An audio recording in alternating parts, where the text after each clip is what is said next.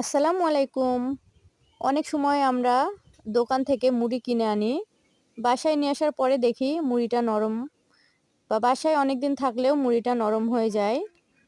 তো সেজন্যে কেউ যদি এভাবে মুড়িটা তেলে দেয় তাহলে মুচমুচে হয়ে যাবে আর খেতেও ভালো লাগে।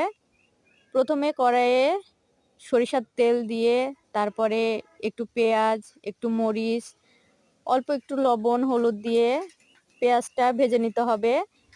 এগুলো সব ভাজা ভাজা হলে তারপরে মুড়ি ঢেলে দিতে হবে। তারপরে অল্প আঁচে এটা কিছুক্ষণ নাড়াচাড়া করতে হবে, তাহলেই হয়ে যাবে মুড়ি ভাজা। তো যারা যারা খাননি একবার হলেও খেয়ে দেখবেন।